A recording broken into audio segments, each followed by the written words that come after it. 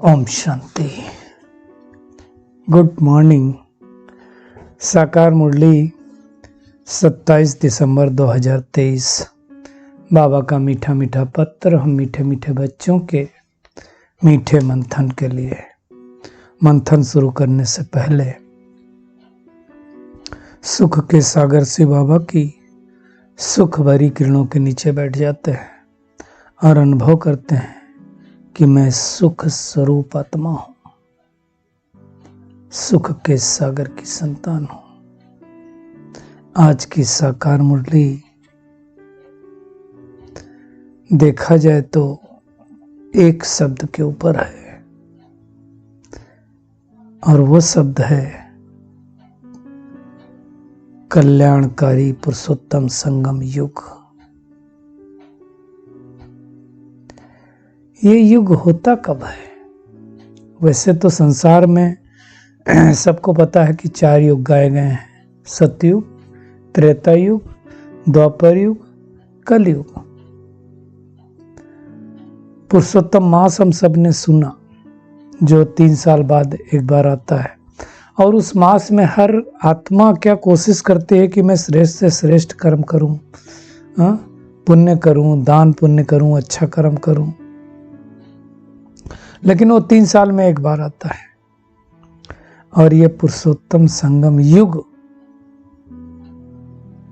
पूरे कल्प में एक बार आता है। वैसे तो 4 युग हैं, परंतु ये 5वां युग है और इस 5वां युग को भगवान ने कहा ऑस्पिशियस युग, कल्याणकारी युग, नर से नारायण बनने का युग, मनुष्य से देवता बनने का युग, पतित से पावन बनने का युग। ये युग तभी आता है जब निराकार परमपिता परमात्मा शिव बाबा इस सृष्टि पर ब्रह्मा तन के द्वारा आकर के हम ब्राह्मणों की रचना करता है, मुख वंशावली ब्राह्मण बनाता है और हम ब्राह्मण ही परमात्मा के मददगार बनते हैं। इसलिए बाबा ने कई मुरलियों में कहा है कि भगवान भी बच्चों के बगैर कुछ कर नहीं सकता, कर सब कुछ सकता है, लेकिन भगवान बच्चों का भाग्य बनाने के लिए ऐसी सारी बातें करता है। तो नशे की बात है, ये खुशी की बात है कि भगवान हमें आगे बढ़ा रहा है। तो इस कल्याणकारी पुरुषोत्तम संगम युग में जब हम परमात्मा के बच्चे बनते हैं तो हमारा कल्याण हो जाता है। पूरे कल्प में ऐसा कोई समय नहीं है जब आत्मा अपना स्व कल्याण कर सके। वैसे देखा जाए तो पूरे कल्प का भाग्य हम इस पुरुषोत्तम संगम युग में लिख सकते हैं, बना सकते हैं, क्योंकि भगवान हमें हमारा भाग्य लिखने की कलम दे देता है हमारे हाथ में। कैसे कलम दे देता है? मतलब भाग्य कैसे लिखा जा सकता है, क्या सोचना है, क्या बोलना है, क्या करना है, सब कुछ सिखा देता है। तो भाग्य हम पे श्रेष्ठ बना ले पाते हैं। हम भगवान की मदद करते हैं और मदद के बदले भगवान बहुत बड़ा प्राइज देता है। क्या मदद करते हैं? देखिए, भगवान के हाथ पैर तो है नहीं, चले बिन पग सुने बिन काना, फिर भी भगवान बड़े बड़े कार्य कराता है। तो कैसे कराता है? कोई न कोई मनुष्य तन की मदद लेता है और फिर हम उसकी मदद करते हैं और सबसे ज्यादा मदद हम उसको देते हैं प्योरिटी की, जिसके एवज में भगवान हमें सतयुग की बात सही देता है। तो ये बहुत बड़ी प्राइज है। वास्तव में कहा जाए संगम पर बड़ी प्राइज मिलती है। ये जो ज्ञान मिलता है सृष्टि के आदि मध्य अंत का, ये कोई युग में नहीं मिल सकता। त्रिकालदर्शी हम कोई युग में नहीं बन सकते, त्रिनेत्री किसी युग में नहीं बन सकते। इसी समय बनाता है भगवान हमको। और बाबा कहता है भविष्य में तुम गद्दी नसीन बन जाते हो।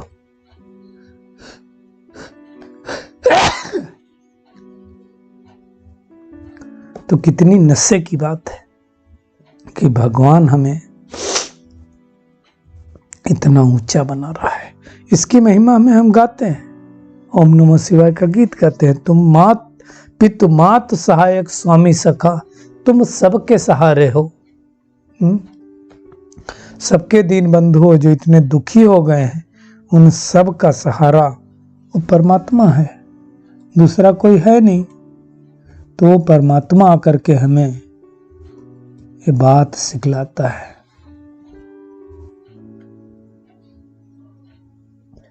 तो हम कितने भाग्यवान हैं जो भगवान आकर के हमें सारी बातें समझा रहा है। ऐसी ऊंचे से ऊंची पढ़ाई पढ़ा रहा है जिसको दुनिया में कोई पढ़ा नहीं सकता। उसकी अगली लाइन है, वो भी बहुत अच्छी है। जिनके कुछ आधार नहीं, तिनके तुम ही रखवारे हो। दुनिया में कहते हैं जिसका कोई नहीं उसका भगवान है, रखवाला है वो। सब भांति सदा सुखदायक हो, दुख दुर्गुण नासन हारे हो। सबके दुखों को दूर करने वाले हो, सुख देने वाले, इसलिए उसको दुख करता सुख करता बोलते हैं। प्रतिपाल करो सिगरे जग को, अतिशय करुणा उर्धारे हो। हर एक आत्मा पर वो परमात्मा करके कृपा करता है। बोली है हम ही तुमको, हमारी सुध नहीं बिसारे हो। हम भले भूल जाते हैं, द्वापर युग कलयुग तो हम भूले रहते हैं, भगवान आकर के हमें याद दिलाता है कि हम कौन है।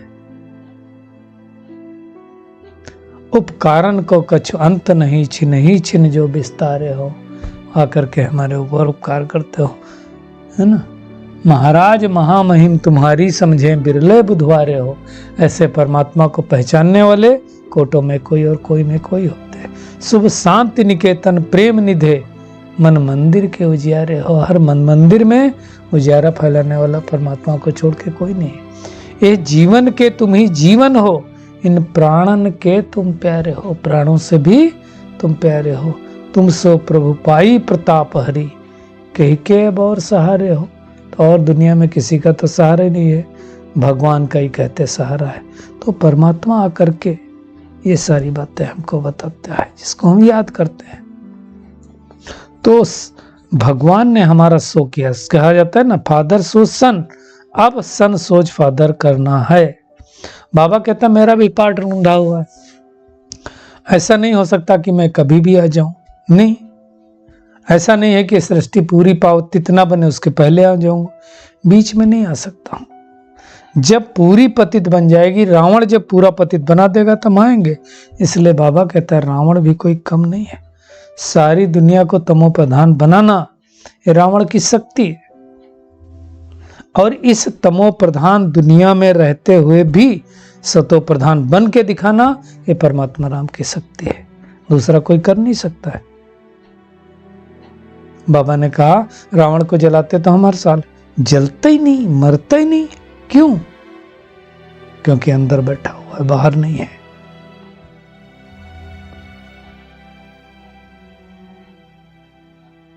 बाबा कहते हैं मैं ज्योति स्वरूप हूं, बिंदी हूं, इसलिए मेरी शिवरात्रि मनाते हैं। मैं आता हूं तभी तो मनाते हैं। इसलिए शिव नमा कहते हैं, ओम नमः शिवाय कहते हैं, शिव परमात्मा नमः कहते हैं, ब्रह्मा विष्णु शंकर को देवता नमः कहते हैं। सोचो, कोई परमात्मा का इतना बड़ा रूप नहीं है, जो आत्मा का रूप वही परमात्मा का रूप, परंतु महिमा बड़ी है।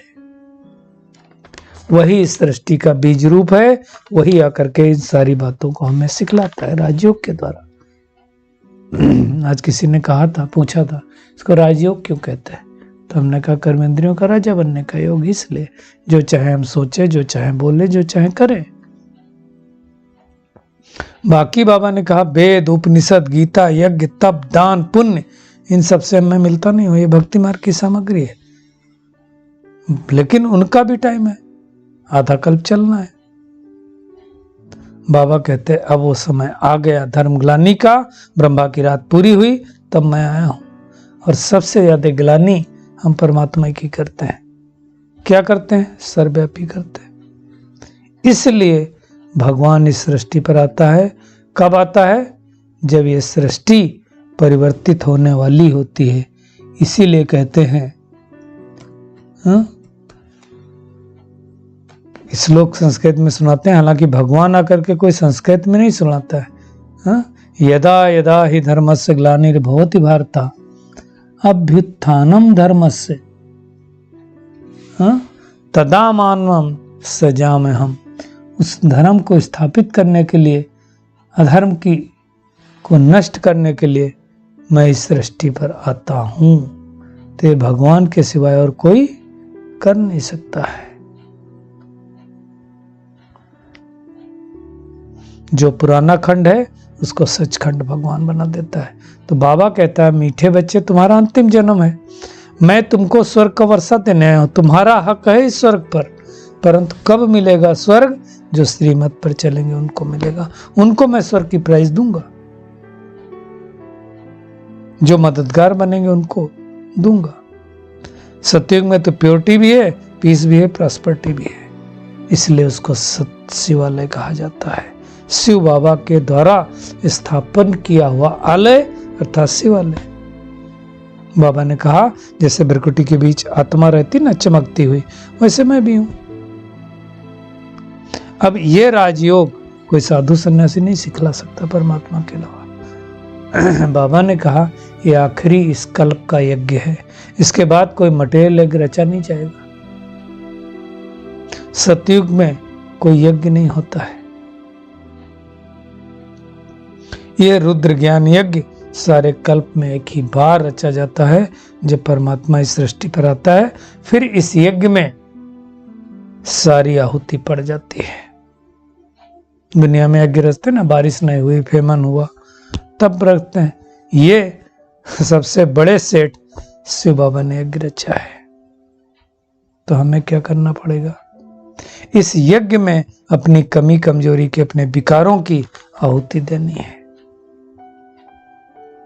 अब बाबा कहता है मर्जी तुम्हारी, सूर्यवंशी बनो चाहे चंद्रवंशी बनो। कोई लड़ाई से कोई सूर्यवंशी चंद्रवंशी नहीं बनते। लक्ष्मी नारायण ने लड़ाई से राज्य नहीं लिया। हम तो गुप्त वॉरियर हैं, किसी को दिखाई थोड़ी देते कि हम सत्य की बात सही पा रहे हैं। परमात्मा के साथ योग लगा करके बात सही मिल रही। इसलिए बाबा कहता है अशरीरी होकर के मुझे याद करो, सुदर्शन चक्र फिराते रहो, शांति धाम स्वीट होम को याद करते रहो। बाबा ने कहा इतना बड़ा यज्ञ है और इतना समय चलता है, 100 साल कोई यज्ञ थोड़ी चलता है इतना लंबा। वो आकर के भगवान भी स्थापित करता है। जो करेगा सो पाएगा, थोड़ा करेगा तो प्रजा में चले जाएगा। बाबा ने कहा ना, जिन्होंने गांधी जी को भी मदद की स्वतंत्रता दिलाने में, तो कोई प्रेसिडेंट बना, कोई मिनिस्टर बना, कोई प्राइम मिनिस्टर बना, तो वो तो अल्पकाल का सुख। और भगवान हमें 21 जन्मों का अर्थात 2500 वर्षों का सुख देने आया है।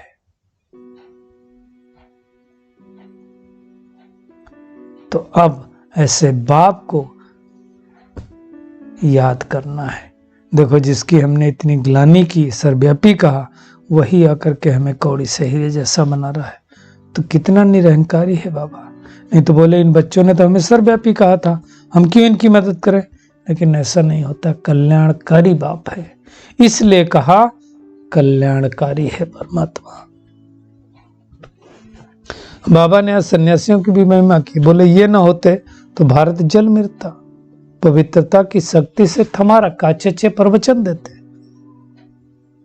ताकि सृष्टि बदले। तो बाबा आकर के इस पतित दुनिया में, पतित शरीर में आकर के ये सारी बातें हमको सुनाता है। तो क्या करना है? आज का होमवर्क क्या है? एक तो एक कल्याणकारी पुरुषोत्तम संगम युग है, इसमें कल्याण ही कल्याण समाया हुआ है। बस क्या करना? आत्मा समझ के परमात्मा को याद करना है। बेहद की दुनिया से दिल का संन्यास करना है, ममत्व मिटा देना है और बाबा का मददगार बन करके प्राइज लेनी है। प्राइज लेने के लिए अशरीरी बनना है, पवित्र रहना है, सुदर्शन चक्र फिराना है, स्वीट होम और स्वीट राजधानी को याद करना है। आज का बाबा का वरदान है विशेषताओं को सामने रख, सदा खुशी खुशी से आगे बढ़ने वाले, निश्चय बुद्धि विजयी रतन भव। बाबा ने कहा देखो हर एक की को अंदर कोई ना कोई विशेषता है। बाबा ने कहा विशेषता नहीं होती तो भगवान चुनता नहीं। अब उस विशेषता को अगर सामने रखो और उसको अपने कार्य में जितनी बार लगाओगे तो विशेषता बढ़ती जाएगी। अगर कमजोरी को सोचोगे तो कमजोरी बढ़ती जाएगी। इसलिए बाबा ने कहा कमजोरी की बात को न सोच करके खुशी की बात सोचो। निश्चय रखो कि परमात्मा सर्वशक्तिमान मेरा पिता है तो उसका हाथ पकड़ने वाले ना पार हो, ऐसा हो नहीं सकता। बाबा ने कहा ऐसे सदा निश्चय बुद्धि विजयी रतन बनते हैं। खुद में निश्चय, बाप में निश्चय अर्थात परमात्मा में निश्चय, ड्रामा की हर सीन में निश्चय होगा तो हम निश्चय बुद्धि विजयंती बन जाएंगे। स्लोगन है प्योरिटी की रॉयल्टी में रहो तो हद की आकर्षणों से न्यारे हो जाएंगे, है ना। तो कुछ ना कुछ देर, अब जनवरी मास आ रहा है, साइलेंस का उपयोग करेंगे। चलिए परमात्मा किरणों के नीचे बैठ जाते हैं और महसूस करते हैं मैं आत्मा इस पुरुषोत्तम संगम युग के महत्व को समझने वाली, एक बाप की याद में रहने वाली शक्तिशाली आत्मा हूं। अपनी विशेषताओं को सामने रखकर विशेषता संपन्न बनने वाली निश्चय बुद्धि विजयंती आत्मा हूं। बाप का मददगार बन श्रेष्ठ प्राइज लेने वाली अशरीरी पवित्र सुदर्शन चक्रधारी स्वीट होम और स्वीट राजधानी को याद करने वाली पावरफुल आत्मा हूं। शुक्रिया मीठे प्यारे बाप दादा, शुक्रिया आप सभी का इस मीठे मंथन के लिए। ओम शांति।